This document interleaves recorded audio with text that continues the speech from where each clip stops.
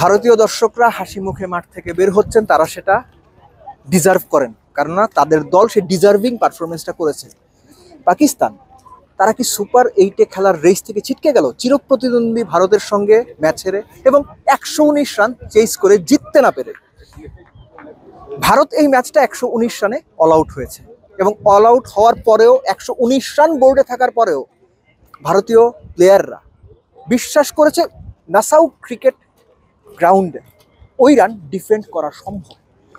এবং পাকিস্তানের যে ব্যাটিং লাইন আপ, তাদের টপ অর্ডার নিয়ে যে সমালোচনা, বাবর আজম এবং রিজওয়ান তারা যে টি-20 ক্রিকেটের সঙ্গে মানানসই ব্যাটিং করেন না এই ম্যাচটাতেও, সেটাও কি আরেকবার প্রমাণ হলো?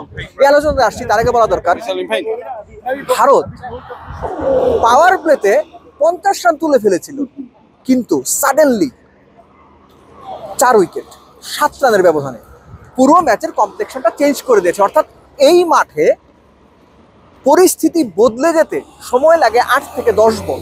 8 থেকে 10 বলে আপনি গোটা 3-4 উইকেট হারাবেন, ম্যাচের গ্রিপ আপনার কাছ থেকে আলগা হয়ে যাবে, কিছু ক্ষেত্রে ছুটে যাবে, কিছু ক্ষেত্রে আপনি ম্যাচ হেরে যাবেন।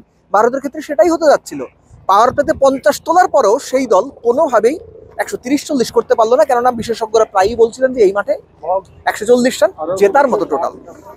যে সময়টার কথা আমি বলছিলাম, ওই সময়টাতে সূর্য কুমার যাদব আউট হয়েছেন, ঋষভ পান্ত তাদের টপ স্কোরার আউট হয়েছেন, জাদেজা আউট হয়েছেন এবং শিবম দুবে আউট হয়েছেন। এই 4 উইকেট ভারতকে পুরোপুরি ব্যাকফুটে ঠেলে দিয়েছিল। পাকিস্তান ফ্রন্ট ফুটে থেকে ম্যাচ চেস করতে নেমেছিল।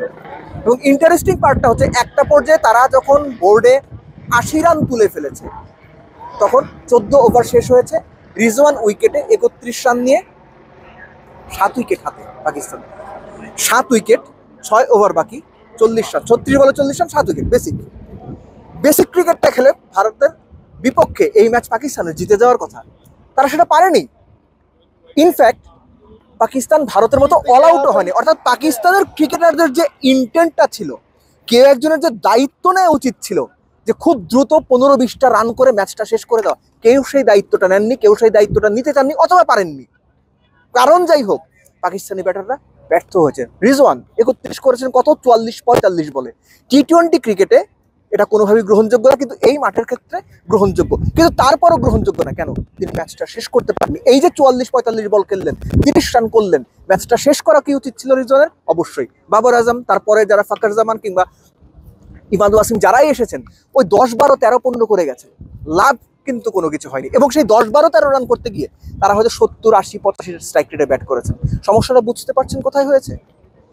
পাকিস্তানি দর্শকরা বলছিলেন যে পাকিস্তান যে আনপ্রেডিক্টেবল, এটা পাকিস্তানের মতো দলের পক্ষে এরকম ম্যাচ হারা সম্ভব। এটা অনেক ক্ষেত্রে আপনি মানতে পারেন, নাও মানতে পারেন, কিন্তু বেসিকটা হচ্ছে পাকিস্তান জেতা ম্যাচ হেরেছে এবং জেতা ম্যাচ হেরে অ্যাকচুয়ালি তারা সুপার 8-এর রেস থেকে অনেকটাই ছিটকে গেছে। তাদের এখন নির্ভর করতে হবে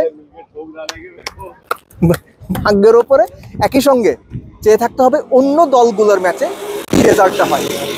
আপনি যদি আপনার ঘরের জন্য সুরক্ষা, এলিগেন্স এবং একই সঙ্গে গ্ল্যামার চান, তাহলে জাপানিজ টেকনোলজিতে তৈরি নিপ্পন পেইন্ট পরিবেশ বান্ধব আজই নিয়ে আসুন। এবং পাকিস্তান যেভাবে ম্যাচ হেরে সবকিছু গুবলেট পাকিয়ে ফেলেছে, আপনিও বাড়ি রং করার ক্ষেত্রে ওই গুবলেট পাকাবেন না। নিপ্পন পেইন্ট নিয়ে আসুন, আপনার কাজে লাগবে। নাসাউ ক্রিকেট কাউন্টি গ্রাউন্ড থেকে দেব চৌধুরী, অলরাউন্ডার, যুক্তরাষ্ট্র।